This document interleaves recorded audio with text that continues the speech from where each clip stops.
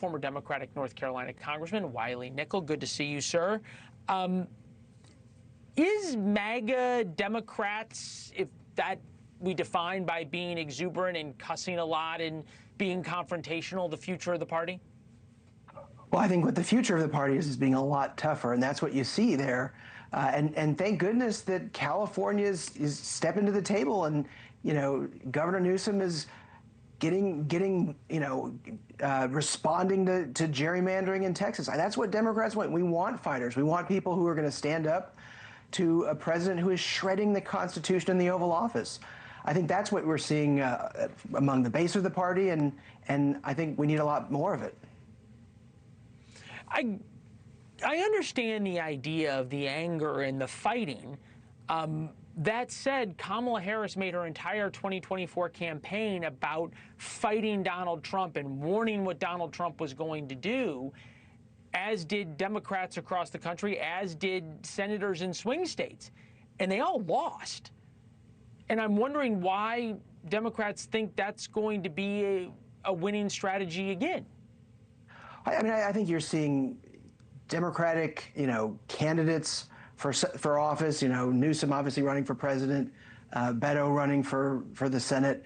They're good at communicating, and But what are they communicating? What are they channeling? They are really good at new media. I think that's what you're seeing. They are playing social media. That's where the voters are right now, especially this early. This is so early. Any polls that you see for president, I think, aren't really worth a whole lot when you're this far ahead of the game.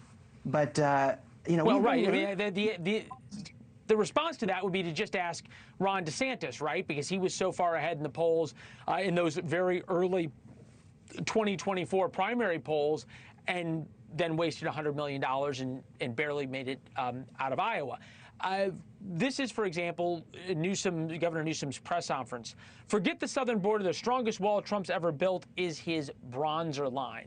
How can Democrats at one point say Americans are really hurting, they need us to fight for them, and then the way they're fighting is by, poking fun at President Trump's hair? I don't understand how it's a 5-alarm fire for shredding the Constitution and then hair jokes.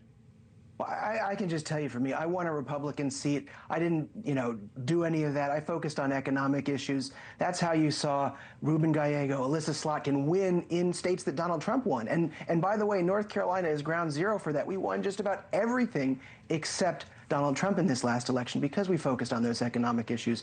That's the future for Democrats. We have to be the party of what we're for. Talking about bringing down the cost of health care, housing, paid family and medical leave. We have great policies, and we need messengers who are going to focus on how we can help people. And Donald Trump is giving us a huge opening here with his tariffs, with $3 trillion that he's added to the national debt. We've got a real chance to talk about why Democrats are going to help working families. I think that's the solution. That's the answer for Democrats.